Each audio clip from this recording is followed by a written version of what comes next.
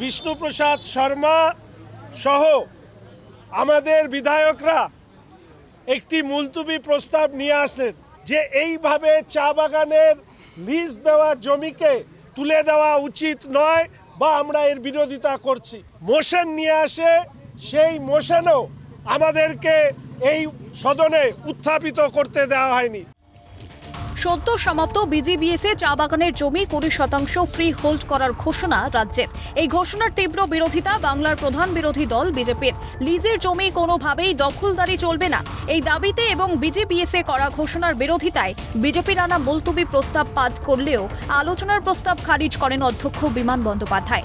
এই আচরণের প্রতিবাদে বিজেপির বিক্ষোভ এবং ওয়াকআউট। বিজেপির দাবি, এই ঘোষণা যা উত্তরবঙ্গ সহ পাহাড়ের চা বাগানের জন্য মারাত্মক ক্ষতিকারক হতে চলেছে। হ্যাঁ, অবশ্যই আমাদের সমস্ত সাংসদ, আমাদের বিধায়করা এই বিষয় নিয়ে নির্দিষ্ট দপ্তর থেকে মন্ত্রী, টি বোর্ড প্রত্যেকের কাছে আমরা আমাদের জ্ঞাপনপত্র দেব। আগামী 23 তারিখ কালচিনিতে চা শ্রমিক সমাবেশের মূল যে দাবি তার মধ্যে এই ঘোষণা প্রত্যাহার। এদিকে উত্তরবঙ্গকে বাঁচাতে সর্বদলীয় প্রতিনিধি দল যাওয়া নিয়ে ফের আবেদন। এই আবেদনের সাড়া দিয়ে বিধানসভার অধ্যক্ষ এই বিষয়ে বিজেপির মুখ্য সচেতক শঙ্কর ঘোষকে উদ্যোগী হতে বলেন। শিলিগুড়ির সাংসদ তথা বিজেপির মুখ্য সচেতক শঙ্কর ঘোষ বলেন, দল যাওয়ার ব্যাপারে যিনি সিদ্ধান্ত নেবেন সেই বিরোধী দলনেতা এখন সাসপেন্ড হয়ে বাইরে। উল্লেখ্য, বুধবার সেচ মন্ত্রী মানস ভূঁইয়া আলিপুরদুয়ারের বিধায়ক সুমন কাঞ্জিলালের এক প্রশ্নের উত্তরে জানান, ৭৬টি নদী এবং হরপা বানের কারণে উত্তরবঙ্গের বিপদ বাড়ছে। এই অবস্থায় সর্বদলীয় প্রতিনিধি দল যাওয়া প্রয়োজন।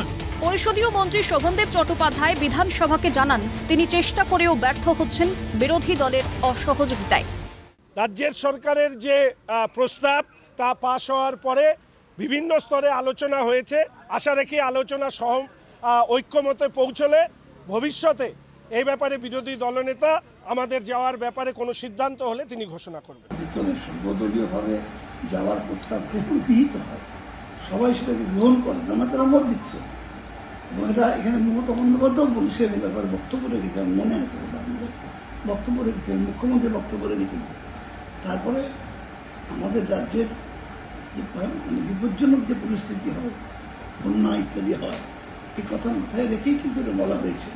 জীবিকা দেখতে পাচ্ছি সম্পূর্ণ অন্য চেহারায়, যে রাজ্যের স্বার্থে নয়।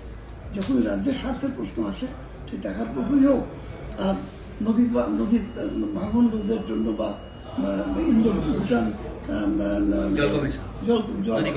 নদী কমিশনের ব্যাপারই হোক, সেক্ষেত্রে সিদ্ধান্ত নিয়েও পেছিয়ে যাচ্ছে। এটা একদম রাজনৈতিক কারণ। ক্যামেরায় জ্যাকি সিং, নিখিল দাসের সঙ্গে রাজা শাহ ও বিপ্লব চক্রবর্তীর রিপোর্ট, ক্যালকাটা নিউজ।